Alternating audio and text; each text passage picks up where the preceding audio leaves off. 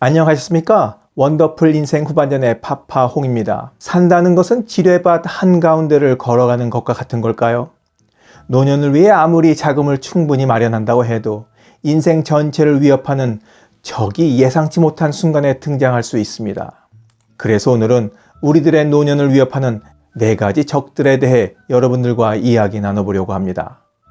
노년을 위협하는 4가지 적. 첫 번째, 쪼그라드는 연금.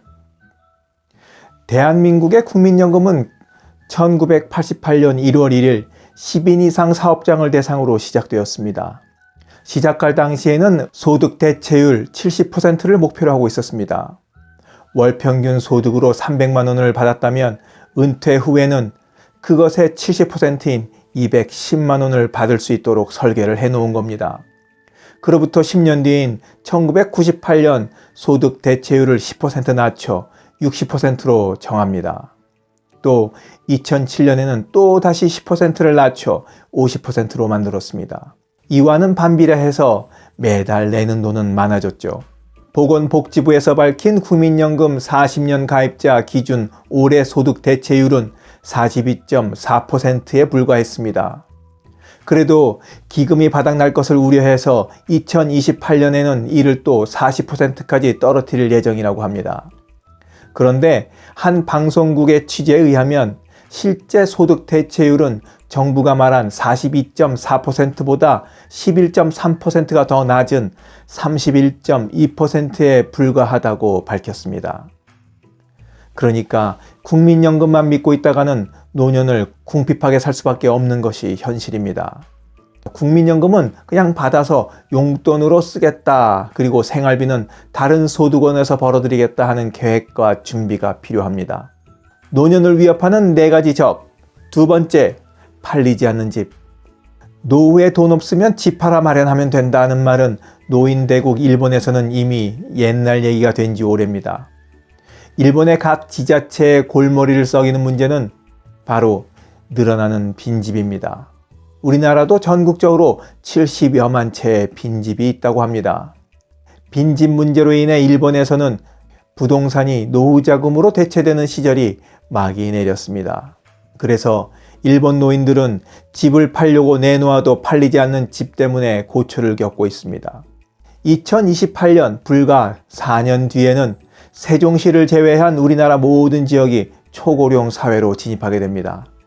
한쪽에서는 햇볕 한 줌 받기도 어렵게 다닥다닥 붙은 닭장 아파트를 짓고 있는데 너무 부동산에 자산을 묶어두는 일은 없어야겠습니다. 이게 먼 미래의 일이라고 생각하시는 분들이 계실 수도 있겠습니다만 벌써 자기 소유 아파트를 처분하고 월세 아파트로 다운사이징 하는 분들이 계십니다. 제 친구만 하더라도 20억 원 하는 아파트를 처분하고 보증금 2억에 월세 120만 원 하는 월세 아파트로 이사했습니다. 제 친구는 앞으로 다시는 집을 소유하지 않겠다고 말합니다. 집 팔고 월세집에 보증금 주고 남은 돈으로 무엇을 하느냐? 제 친구는 미국의 배당주에 투자해서 매월 배당금을 받고 있습니다. 몇십억 원을 깔고 앉아있지 않고 그 돈을 굴려서 소득을 만들어내고 있는 겁니다. 노년을 위협하는 4가지 적 중 3번째, 증가하는 간병 비용. 가족 중에 누구 하나라도 아파 눕게 되면 이제는 간병인을 써서 돌보는 게 일반적인 일이 되어버렸습니다. 남의 손을 빌리게 되면 당연히 돈을 지불해야 하죠. 더구나 간병비는 대부분 100% 본인 부담이어서 시름이 더 깊습니다. 더 큰 문제는 간병비가 꾸준하게 올라서 밖에 나가 벌어오는 것보다 간병비로 나가는 돈이 더 많아지는 역전 현상이 일어나기도 한다는 겁니다. 정부에서 국민 간병비 부담 경감 방안을 확정했지만 전면 시행하기까지는 갈 길이 너무도 멉니다. 간병비용이라는 적을 대처하기 위한 전략은 무엇일까요? 알아눕는 날을 최소한으로 줄이는 수밖에 없습니다. 전문가들은 인간으로서의 최후의 존엄, 즉 자력 배변 능력을 오랫동안 유지할 수 있도록 신체 기능을 단련하라고 강조합니다. 그 수밖에 없는 거죠. 허리에 힘 빠지고 사지에 기운 없으면 들어 눕게 됩니다. 그러니 부지런히 근육 운동을 단련시켜야겠습니다. 노년을 위협하는 4가지 적. 그 중에 마지막 4번째, 무직자녀의 출현. 전 세계적으로 일어나는 기현상이 있는데 그게 바로 노년의 부모에게 생계를 기대 사는 나이든 무직자녀들이 늘어나고 있다는 겁니다. 이들이 부모의 노년을 위태롭게 만들고 있습니다. 일을 하지 않고 취업에 대한 의지도 없는 무직 청년인 니트족도 나이가 들면서 이제 중년이 되어 갑니다. 대한민국 19세에서 34세 사이에 있는 청년층 중에 무려 47.4%가 부모와 함께 살고 있으며 이들 중 반에 가까운 가 독립할 구체적인 계획이 없다고 답했습니다. 독립을 계획하지 않는 이유는 대부분 경제적인 여건 때문입니다. 당연하죠. 일할 마음이 없는데 돈이 있을 리 만무합니다.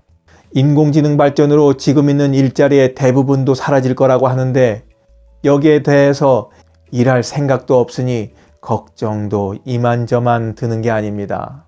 절대 남 얘기 같지 않네요. 자식들 성인 되면 얼른 독립시키기 바랍니다.